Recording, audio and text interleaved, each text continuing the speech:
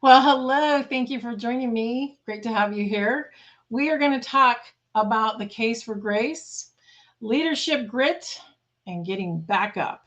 They say, like, getting back up on the horse again when things are tough. Again, thanks for joining in. My name is Nancy Kay Coy, and we are going to unpack an incredible episode that is going to lead you through the challenges of when to give yourself grace and when to lead with leadership and when to really fold and when to get back up on the horse and keep going. What you're going to learn in this episode is why grace is more than kindness. It's a leadership strategy. How to lead when you're tired, uncertain, and even doubting yourself. The hard truths about shutting down a business. It's heart-wrenching. And why it's not the end, and how detours and delays can still lead back to your destiny. So, if you like this content, please be sure to share it with your friends, family, those who are starting a business, those who are in business, those who are going through some of these struggles that every single entrepreneur goes through. Again, if you'll crush that little bell there and subscribe to the channel, that would be great and really, really help to get the word out. One of our big goals is to help women all over the world increase funding. So I think in 2020, was it 2024? The number was 2.21% of women actually got their companies funded in the VC world. It was 3%. So we're trying to get it back up and then move the needle to 5% around the globe. So let's go ahead and let's dig in. So again, the case for grace, leadership, and getting back up again. So if you're in a season where the vision is starting to feel really heavy and you're questioning yourself, you're questioning the next steps, things aren't maybe going as well as planned. Obviously, this episode is certainly for you. But I want to share briefly about my journey and a little bit about what I went through, because I don't think you really understand this stuff until you've walked in these moccasins. In fact, I have a little sign in my house that says, "Don't judge a man until you've walked in his moccasins 2 moons." So for those of you who have or gone through or going through maybe a struggle and wondering some of these things, I want to share with you a little background. So started my career about, when I was 23, so 35 years ago. But I really started the entrepreneurial journey. I probably was an entrepreneur by the time I was 12, but really started the entrepreneurial journey about 25 years ago. I had a healthcare equipment leasing company, and it was doing fantastic. I financed equipment for doctors all over the country, and I loved what I was doing. I loved healthcare. I actually started my career in healthcare, worked in the hospital. I was director of physician relations, sold capital medical equipment, and I really loved the environment of helping people. So I did really well. And then all of a sudden, this funny thing called 2008 happened. For those of you who remember the market crash in 2000, really started in 2007. The market crashed, for those of you who are a little too young, the housing market, right? Nobody could get funded for housing because the housing market was just really, quite frankly, out of control. So when it came to funding, I didn't care if you were buying a house or you were buying a medical treatment, you needed a loan for a medical treatment. Funding just wasn't available. So I had all these providers across the country that were late on their lease payments as a result, because it really was a domino effect. So I came up with this idea. My idea was, I'm going to create an in-house patient loan program where patients could access care, and the doctors would carry the loan, and we would manage and service the portfolio. And I really feel like God gave me this vision, and started building this company. And you'd laugh if you saw the documents back then. I mean, here it is, 2008, and they were all Word documents. I'm not kidding you. They were faxed Word documents. It was hysterical. So anyway, company really set up. I did a test market in November 2008. And then in February 2009, we had established that we definitely had product market fit. So we launched the company officially and started bringing people in the organization, and the company just started really taking off. And at the time, what you need to know is that I was a single mom with 2 kids. I was going through a divorce. I kind of called 2008 the year. It was I kind of refer to it as the year from hell, or the year that I figured out what I was made of. But anyway, so I had these 2 little guys at the time. Thank God they're both grown and doing awesome today. But needless to say, it was the 2 of them and me in this little tiny apartment, and we had literally no furniture. We had like 2 beds and a little dining room table. And by the way, that dining room table is downstairs in my house today as a reminder of how far God has brought us. But so the company starts to take off. It's doing really, really well.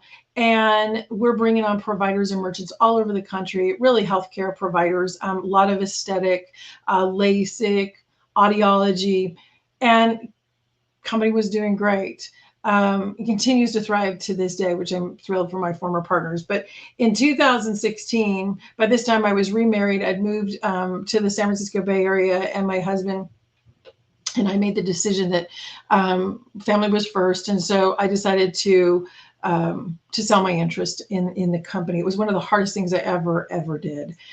Started doing consulting. I was working with providers and merchants all around the country. I was designing their in-house or their financing programs for their consumers. And I loved doing it because it was really entrepreneurial, and I had gotten really, really good at designing financing solutions for people to be able to access care. So did that for a couple years, but as time kind of evolved, I knew that there was a couple of areas that really needed to be solved for that were huge pain points in healthcare.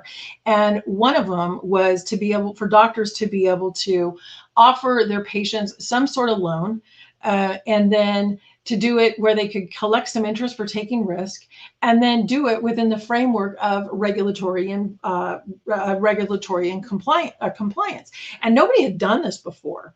And so we started raising money, and everybody was kind of on board. I mean, everybody thought the idea was great. And quite frankly, based on what happened with our clients, it was great. And it was taken off. And we started bringing on loans. We built what we really kind of classify as our proof of concept technology. And we had clients that were coming on like faster than we could, almost execute, but we did it. And so things were going really well. We moved from the Bay Area to Nevada, and we built out this, we moved into this office, outgrew that office. At that point, I think we had about, 13, 15 employees. And then we moved on to this absolutely gorgeous office because we had projections from some very large clients that were coming aboard. And we were doing things that nobody else had done.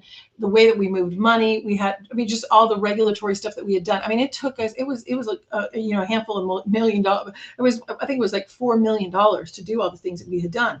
Again, nobody else had done this before. So it took about, all in, I think it took us almost about a year and a half to get through all the regulatory complexity. So again, we're growing, we're doing great, and we go out and raise more money with some friends and family, and then we raised in the VC world. And company is doing the hockey stick. I remember we were on target to do about $1 million in revenue. And then we had so much business coming on that we thought we were going to doing about 3 million in 22, we were almost $1 million. And then at 23, we were, because of the clients coming on, we were going to be right around 3 million, and just growing from there. We started the rebuild of our technology, next generation technology. And that is a whole nother Oprah. That's a whole episode in its own right. But anyway, that technology is still being built. Any case, in November of 22, again, we brought on this a VC, and they put a sizable amount of money in the company, but they got in because they wanted to buy paper and out of the portfolio, which was fine. That was great, but there was a lot of question about what was going on in market at that time. Maybe you remember it was 20, now we're late 22. And there was a lot of speculation if the market was going to take a turn, because we had just gone through this crazy thing called COVID. And So we kept working. I mean, COVID didn't stop us, but we were kind of in this, we were in this interesting time, because we really we were working on what's called triggers. We had a couple triggers to get the next round of funding from this particular VC. Well, I talk to them on a very routine basis, almost every week, and sometimes even more than that. And the conversation was, everything's great. We're getting ready to do the next tranche, and my business partner and I are thinking we're doing great. We have about 39 employees now. Just signed a new agreement with another huge enterprise partner. And I get on a phone call expecting for the next tranche to come through, and they tell me they're pulling out. I was absolutely flabbergasted. I mean, it was seriously, it was like the Titanic. I felt like I was on the Titanic and we had just hit an iceberg. And reality is, I don't think I knew. I don't think I was prepared for that, because I was so focused on doing the right things right and keeping the company moving in the right direction with my business partner. And I just felt like I was shocked as she was. And so when all this happens, you kind of, you have to lead when things are tough. It's easy to lead when things are going well. Where really the rubber meets the road is when you have to lead when things are tough. So talk about a season where I was feeling a little bit, where the vision was feeling a little heavy, and I was questioning the next steps. I didn't know what we were going to do next, and I had to stop. I just had to stop, and I had to realize and remind myself that grace was a business strategy, and that it was really a powerful leadership tool, and that it was really easy for me, and I'm sure for you, it's easy a lot of times for us to extend the olive branch to other people and to give grace when people make mistakes, but we have a tendency to be pretty hard on ourselves. And so I was really great at extending grace to others, but I was really not very good about extending grace to myself. And I was beating the crap out of myself. And that was doing no good. Now, mind you, probably from everybody from the outside looking in, I was probably appearing like, we've got this, we've got this, we've got this. But I was starting to question my abilities. I was like, how could I let this happen? And I started getting to the point where shame was causing me almost like personal setbacks, because I started questioning everything that I was doing. I started saying, really, are you the right person for this job? And I'm like, and I knew in my mind that I was, I mean, and in my heart I was, but I was like, the enemy, Satan, was just like beating the crap out of but I was allowing it. So I had to stop, and I had to choose presence over pressure. And I had to remind myself that grit isn't grinding yourself, Nancy, into burnout. That's not going to help you. So now my business partner and I have to go. We had reserves, so we kept the company, of course, going. We go through Christmas, and we go into the first part of the year, and we had reserves, and we needed to sit down and tell our team what was going on. I didn't want to ruin their holidays, so I thought, we have to, Chris and I talked about it, so we have to be transparent. We have to be authentic. And we started meeting with our team members, and we started telling people we're going to lay off. The crazy thing is, they weren't leaving. In fact, most of them, 90% of our team, stayed for minimum wage to try to get us through it. It was absolutely incredible. And the one thing I think that we did as we were meeting with these people, we were so transparent. We sat with them, we cried with them, we were just authentic. And I think at that point, most of them stayed because we were so honest. And I but again, here we go through, this next wave of kind of complete shock, because it's like, I can't believe these people are doing this. So what I had to really realize in that is that as I was going through this, it pained us so much because we care so much about our team. And so I had to allow myself through this to pause and to breathe, to recalibrate, because I still had to lead. I still had to give everybody vision, because remember, and the Proverbs talk about this. There's a proverb that says, if without vision people perish. And I know these proverbs, and I know scripture. So I was like, okay, I have to keep leading with vision, but I've got to lead, and I've got to be honest, and I've got to be transparent, because if I don't, these people are not going to trust us. So I had to allow myself grace, because it's when you have grace that you get margin. And you have to be able to do that for yourself. And your best decision making, I believe, comes in those times of margin and those times of grace, so that you're allowing yourself to lead. Because I think what happens so often when we get into these situations, that we shut down and we shut the door, and because that's how you kind of feel at that point. You kind of just want to hide. But that's not, I think that's the difference between an entrepreneur and a wannapreneur.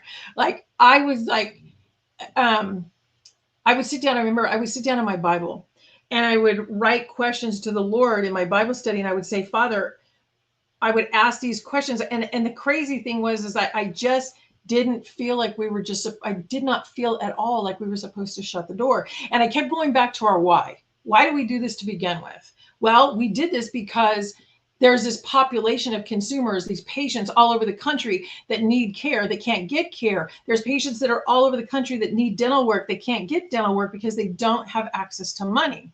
Well, we're the bridge for that. So it was that. But the other thing that kept just, I just couldn't let go of, is that we had these people on our cap table that believed in us. And I gave my word, and my word is my bond. So those were the things, honest to goodness, I just kept going back to the why. And I kept trying to remind myself through the struggle to have grace, and to have grace with myself, and to have grace with my business partner. Because the other thing that happens in this, and 65% of co-founder disputes cause business failure. And I was like, we just can't do this. We have to. And we had a couple of really, really hard days, trust me. But I just knew that we just could not go down the road of we had to be graceful to one another, because our hearts were in it. We were committed to doing the right things right. We were committed to seeing it through, but we were both exhausted. I mean, we were both so tired. So what do you do? Like how do you lead when you're tired and everything around you just seems uncertain? Well, let's talk about those silent seasons when you feel like you're carrying everything. I mean, there were days that I remember we had this beautiful office, I think, at Sheridan, and we had about 10,000 square feet overlooking the airport in Las Vegas, and it was built out for us. I mean, I had this absolutely incredible office. In fact, I had a chandelier over my desk. I had a mosaic wall. I mean, it was just, I just had this absolutely, the corner office. It was amazing. And I got to watch the planes fly in all day long at the, in the airport. It was awesome. And I remember at the time when we were really doing, again, the hockey stick, we were growing so much. We had about 39 employees, and we're now down to, I think there was like 5 of us in the building, and 10,000 square feet and 5 of us. And it was so quiet, and it was so hard to exist in that silence.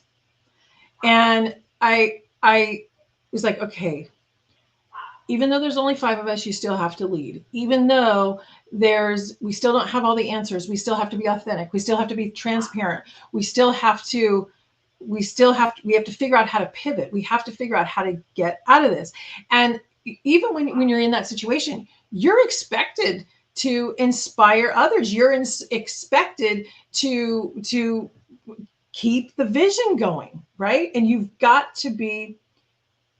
I just learned that I just had to be transparent with people, because at that point, the only thing that they had in me and my business partner was trust.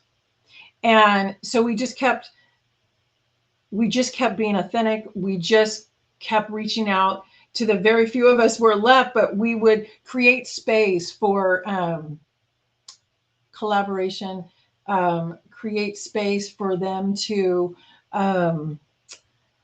provide input. We wanted to get, even if it wasn't an idea of how we were going to get out of it. I had made a promise that if they provided an idea, that I was going to listen, and I was going to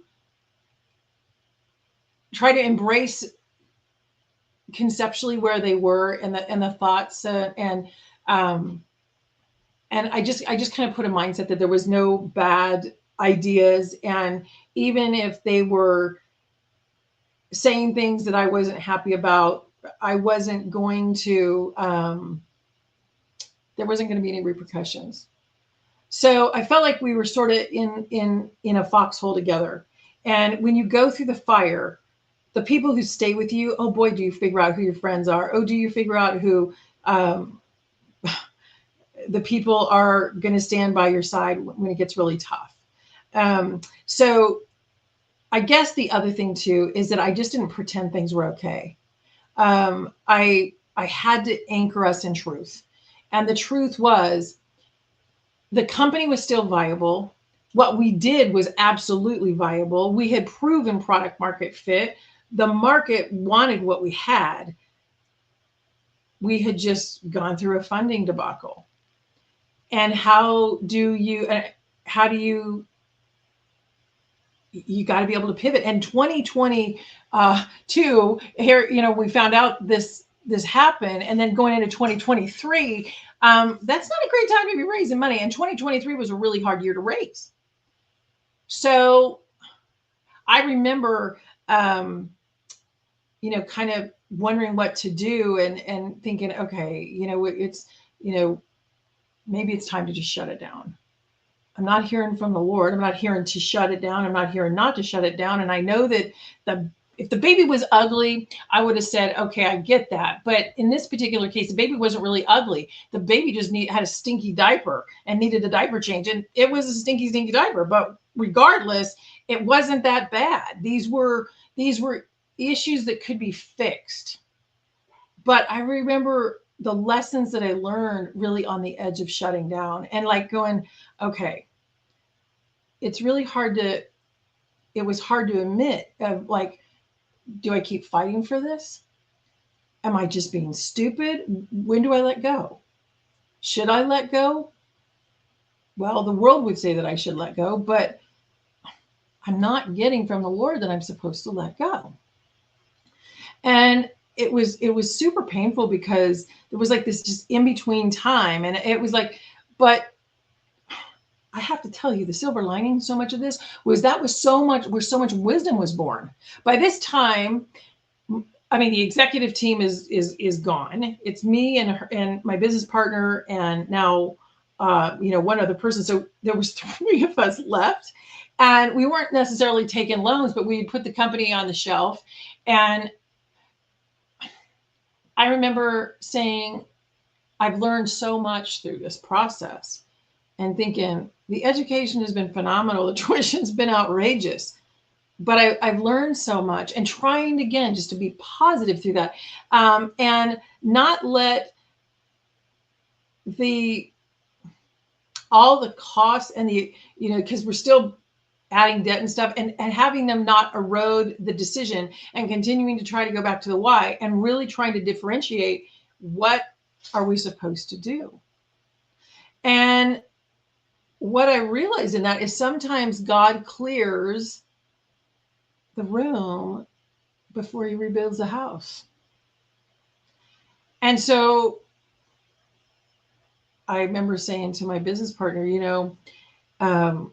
we need to seek wise counsel. So we reached out to a handful of people, and some of the people on our cap table were wonderful. They said, you know what, you girls have tried so hard. You know, we understand if you need to shut it down.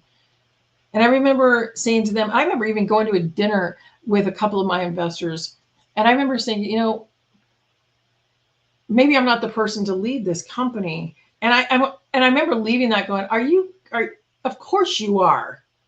God didn't give this vision to somebody else. He gave it to you. But I was really at that point where I was just trying to be authentic, and I was trying to allow the company to have its best chance to survive. But this is what I understood as time went on, is that detours still lead to destinies. Just because the plan is shifted doesn't mean the promise that God gave you has changed. So, yeah, some of the doors closed, and this didn't kind of roll out like we thought it was going to roll out. But here's the deal. I remember it was like a Tuesday, and I remember saying to my business partner, I think it's time to shut it down. I'm not hearing anything from the Lord, but you know, we haven't taken salaries. I mean, we're selling our houses, we're selling our cars. I mean, we're in debt. You know, this is stupid. This is really, really stupid. But on Wednesday, I get an email from a client that I've been working with literally for 4 years. And they say, we're finally ready to pull the trigger. We're ready to move forward. I remember calling my business partner and going, I cannot believe this. She goes, I cannot believe this. I cannot believe this. And by the way, I mean, we're pretty tired, right? We're pretty beat up. But this isn't the kind of client that you just say, you know what? Yeah, never mind. This is a national, huge enterprise client. And so at that point, I remember telling, okay, I guess we're redirecting. I guess we're going to figure out how to regroup. And that's what we did. And I need you to know that some of the most successful companies in the world, they went through exactly what we went through. They were ready literally to close the doors. Because remember, we took an idea that was in my little feeble brain, got it on a piece of paper, and started figuring this thing out. We didn't know what we didn't know. We were treading on ground nobody else had even cared to tread before. But our why, our product market fit, what we did was right. We just had a huge bump in the road. So we regrouped and we started again, and we redirected ourselves, and we started working on the technology again, and we started figuring out how we could take the product that was already what it was and create out of the dust, we could create life again. And that's what we've done. And has it been easy? No. I'm telling you, and it's not easy. And this is not the only company that I have. I've got a consultancy, and I have a national training program that I have all around, most of which is around patient lending and consumer lending. And then obviously I do the stuff that I do in venture. But you know what? Had those bumps in the road not happened, I would have never started Her Kingdom Ventures. Her Kingdom Ventures is for women all over the globe that are starting businesses, that have that want to start a business, that investors that invest in women businesses, maybe a gal that's married to an entrepreneur. That's a hard job. That's like being married to a pastor. Had that not happened, I would have never been able to do what I'm doing. I probably would have never started a podcast. I probably would have never written the book, which I did, Finance RX. I wrote a book in 2023. Actually, I've written since I just wrote another book, which is I created a series, but just the same. All these things that I did get to do as a result of the bump in the road. And I'm not here to tell you that it's easy, but when you're called to a higher calling, your calling is to lead when it's tough, but it's also to give yourself the grace and the ability to let your hair down, to allow God to come in and really help you and allow Him to carry the strength, because I was not equipped for what was tossed in my lap. And I don't wish it on anybody, but this is what I know. It's more common than not. Most businesses fail. For us, I remember I would tell my partners, I said, you know what? Failure is not an option. On my desk, I have this little thing that says, God has a plan, trust it, live it, enjoy it. I'm like, Father, I'm having a little hard time sometimes in enjoying this struggle. But I've learned so much. And we didn't give up. And we're in a situation now where there's people that are coming to us and wanting to put money in the company. And I moved. I always wanted to be by Lake Tahoe. So we've moved close to Lake Tahoe. And, we're going to be in a situation now where we're probably going to be employing people here. And we're going to be doing some great things. So just again, lean on God. You were never designed to do this alone. If you go on my LinkedIn profile, and I post every day, and this is the one thing that I always, almost every single day I write, is that you were never designed to do this alone. To do this and to lead at this level, you're gonna have to lead in His strength. Because I know beyond a shadow of a doubt, I just was never capable. If I was doing this under Nancy's strength, I would have never been able to get out of this mess. I had to lean on God every day. And there were some days that I would cry out to Him, and I would be angry. And I would say, God, are you even showing up? Where are you? But He was there the whole time. So I would just invite you to leave a review if you can, and you know somebody that's gone through what we've gone through. Share the story with them. Encourage them not to give up, and really to get back up regardless of the outcome. And if the outcome is that the better scenario is to shut the company down, that's okay too. That does not mean you failed, because most people, I think 7 out of 10 businesses fail. 1%, less than, what was it, 0.04% hit $10 million. I mean, these are just unbelievable numbers. But with God's help, you can do anything. Just don't give up. No matter what the outcome is, just don't give up. Okay? Again, love you to share the content. And I'll look forward to getting back with you here next week. And thank you again for listening in. Make it a great day. Bye for now.